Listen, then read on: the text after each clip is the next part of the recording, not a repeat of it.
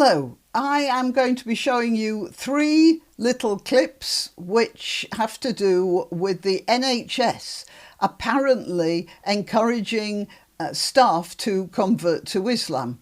I'm hoping that this is an isolated incident and these articles are a little bit of hysteria, but judging by the way the NHS has dealt with other matters to do with trans issues, I'm a little bit worried that it is not just hysteria. I'm granniopteryx.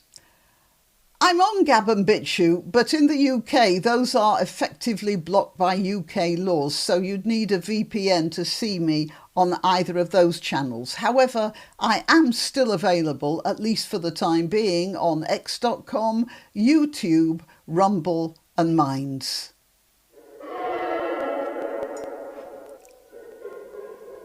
Okay, here are the clips. NHS staff are being taught how to convert to Islam. The NHS Muslim Network has received NHS time and cash in order to promote the interests of British Muslims. But it's gone one step further. It's created a guide on how to convert to Islam, detailing the conversion process, the rules you must abide by, how to deal with family members who disapprove, but also reassuring the reader that converting to Islam will be the, quote, best decision you ever make. The NHS Muslim Network is sponsored by some of Britain's top civil servants, one of whom called on NHS workers to fast during Ramadan in order to show, quote, allyship with Muslim colleagues. Is this what taxpayers think they're funding? And we have found that the NHS does tend to pander to fashionable ideas du jour. I did mention a correspondent who told me about, and I put it in another video, a cross with pride sign on a crossing out between a hospital car park and the hospital itself. And they must have spent quite a lot of money with this pride, rainbow coloured pride thing, which doesn't say anything about the crossing. There is legal crossing signage as well. This is just underneath it. And of course, that sort of thing tends to be expensive because it has to go through tests to make sure it's safe. So they do tend to do this. Anyway, let's see what this guy has to say. And that was sponsored by top management as well, who said they were going to take part. They called on all NHS staff to fast from dawn till dusk, not eating, not drinking, to show, quote, allyship with their Muslim colleagues. Quite frankly, I would prefer not to be looked after by somebody who has had neither food nor drink since dawn, especially at certain times of the year. In Britain, we get dawn breaking at about 3 or 4 in the morning, depending on what part of Britain you're in. I think in Scotland it would be about 3:30 in midsummer.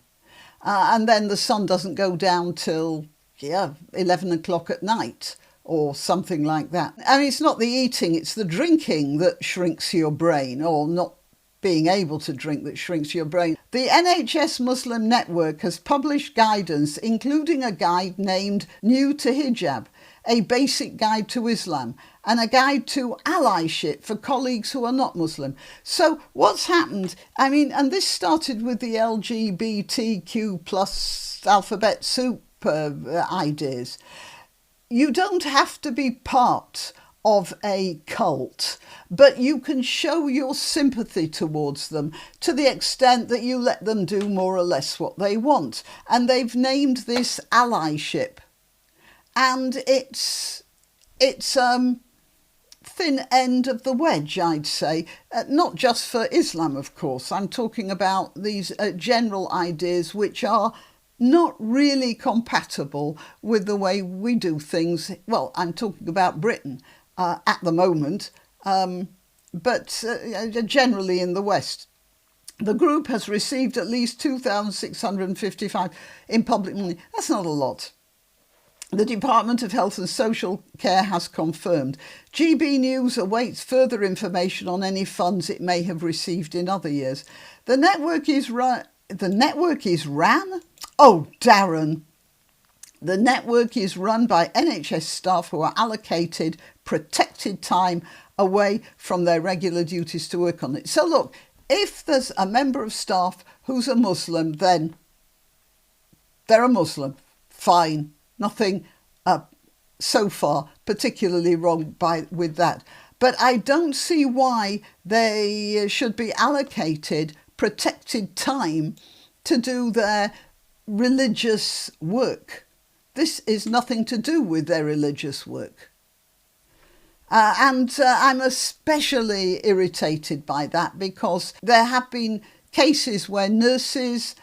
I don't have it here. You see, I didn't prepare this video with a script. So I'll try and find it, though, and put it up there, where you got a nurse who prayed with a dying patient and were told off or nearly lost their job for it.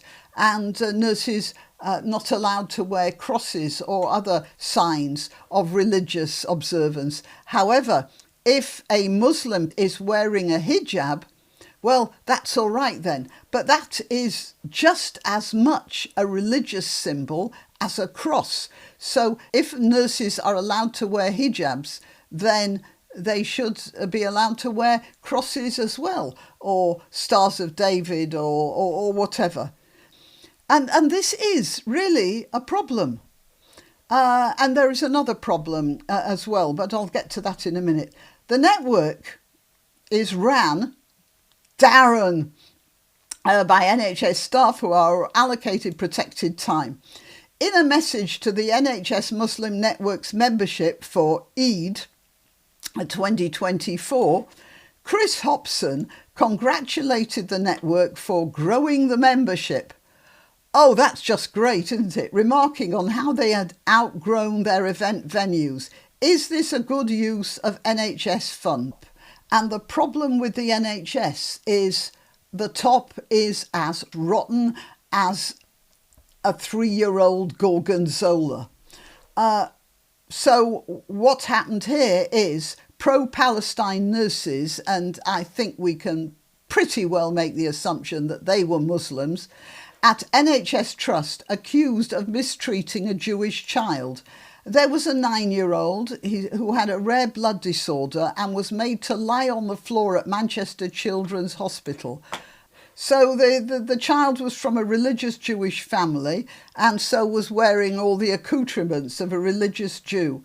And he claimed, this is the uncle, claimed that the child was kicked out of his bay by nurses wearing Free Palestine badges, and he was forced to lie on the floor while he had a cannula in his arm. Manchester University NHS Foundation Trust has launched an investigation. So Mr. Smuss said the nurses are all walking around wearing Free Palestine pins and he was scared. Beyond that, the last few times he went in, he was denied correct medical care by the same couple of nurses every time. OK, so it looks like a couple of bad apples, doesn't it? But why are they not being disciplined? Why are they not being kicked out?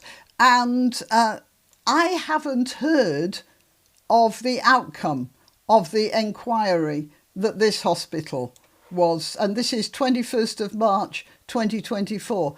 I still haven't heard what happened. It's not like we heard, well, those nurses were suspended straight away. We haven't heard that. If the same two nurses were acting badly again and again, then that means that they weren't being disciplined. You may remember that in Scotland, a nurse who felt threatened by having a man in a frock undressing himself in the female changing room, she was suspended straight away, wasn't she? And she wasn't the only one. There was another one recently who referred to a male patient who's identified as a female. She referred to that male patient as him because she was talking to a doctor about inserting a catheter into a part of the anatomy that cannot be found on a biological female. she was suspended as well. And yet a couple of nurses who bullied a child because they disagreed with what they saw as his politics, it doesn't look like they were suspended, because it says here that this happened again and again from the same two nurses. This sort of behaviour is symptomatic of something very wrong with the NHS generally. It's not just a couple of nurses behaving badly. There's a problem with the NHS, and it's just showing up like that. You remember my chickenpox analogy. Chickenpox, you get spots, but the spots are not the chickenpox. The chickenpox is a viral disease that inflames and infects the whole nervous system. And I'm a bit worried that those nurses might be the spots, but there's something much worse going on within the body of the NHS. Is this what taxpayers think they're funding? So you're concerned a little bit about religion creeping into public services? Absolutely. What is the matter with the British people? What are they pandering to? OK, till next time. You can help my channel by subscribing and clicking the notification bell. That's quite important. And by sharing if you're so inclined. Links to my other channels and to donation methods are in the description. But the best way you can help is simply by clicking like and notify. Thank you.